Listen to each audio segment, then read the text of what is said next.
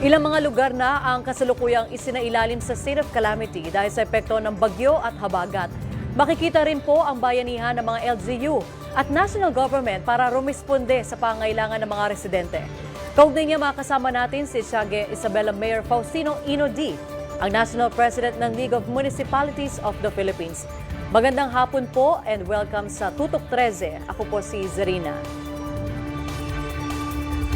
Hi ma'am, good afternoon and thank you for having me here with you this afternoon. So much. Overall assessment, kamusta po at sapat po ba ang kakayahan ngayon ng LGU para tumugon sa rescue at evacuation? Sa ngayon po, of course, every LGU naman po merong disaster plan, no? Prior to any disaster hitting their local government unit.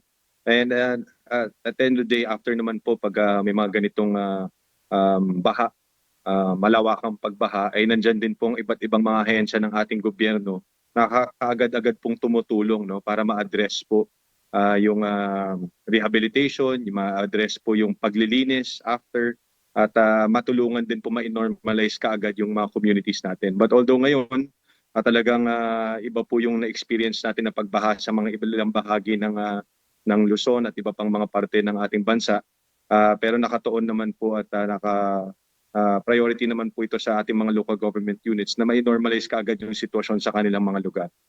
Right. Nabanggit niyo po yung pag-normalize ng kanilang sitwasyon.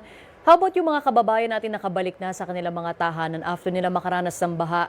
Tuloy-tuloy po ba yung ayuda or tulong para sa kanila going to recovery and syempre healing dahil po sa kanilang naranasan? Of course, nandyan po, no, mabilis naman po umaksyon ang DSWD. Pag may mga ganitong sitwasyon, usually naka-preposition na po ang stockpiling sa iba't ibang mga lugar. Ganun din ang bawat LGU, meron din pong stockpiling, no, ng mga goods nang sa ganun para ma-address kaagad. Kasi alam naman po natin, hindi kaagad-agad din nakakatrabaho agad ang isang pamilya, hindi kaagad-agad nakapunta sa palengke. Siyempre, yung mga pagkain nila nabahana, yung mga pera, di ba? Hindi kagad immediately nakakagalaw ang mga families po natin. Kaya nandiyan naman po for immediate relief ang DSWD at mga local government units to address, to help them get back on their feet. Mayor, may ilang mga syudad na po yung maayos at nasolusyonan yung problema sa baha tulad na lamang na itong Marikina. Sa inyo po ba, sa inyong League of Municipalities, paano nyo po i-adapt yung ganito ring solusyon para hindi na siyempre maulit pa yung ganitong pagbaha sa inyong mga lugar? Actually, ang isa po yan sa mga naging agenda namin ditong mga last cluster conferences po namin is how do we address ito pong solid waste problem natin. Meron naman po tayo, di ba, yung RA 9003, yung Solid Waste Management Act.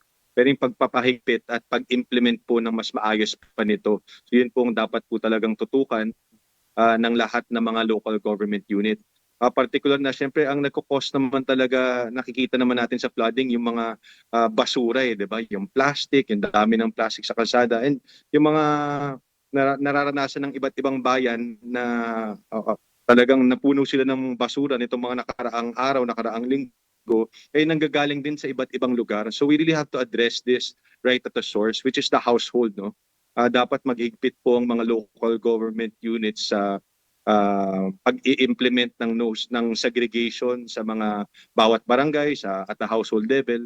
At siguro, if I may suggest a policy, dapat pag hindi nag-segregate ang isang community or isang purok, ay dapat walang collection dun sa area na yun para matuto din talaga.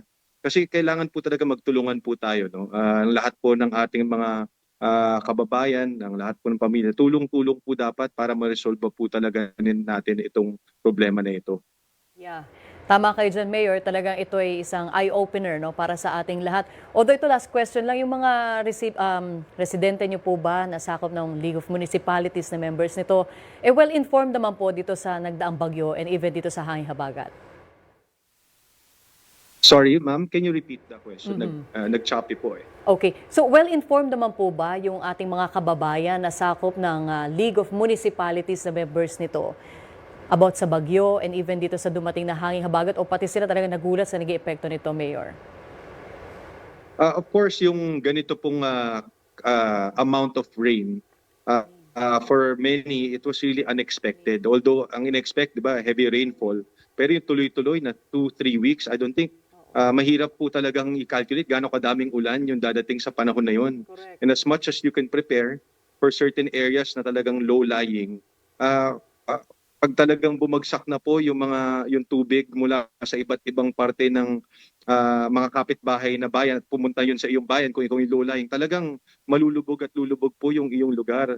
Particular na po, no, bibigay ko po example sa amin sa Cagayan Valley. Pag nagkaroon ng malakas na buhos ng ulan, ang parte ng Cagayan, particular na sa Tuguegarao City at ibang mga bayan, talagang doon po pumupunta lahat ng tubig mula sa iba't ibang tributaries ng river tributaries at Cagayan River. So lahat po ng downstream doon po papunta sa Cagayan. So talagang lumulubog po sila pag tuloy-tuloy po yung ulan. And that's something that's very difficult to prepare for, no? Given the size and scale nung ulan at yung haba, no, nung duration. Pag na-saturate na ang ilang mga lugar, wala na mapuntahan na tubig, ay talagang mahirap iahon yung community mo pag talagang oversaturated na yung tubig. Alright. Tama kayo dyan, Mayor. Maraming salamat po sa inyong oras. Etsaga Isabela, Mayor Faustino Inodi. Magandang hapon po. Maraming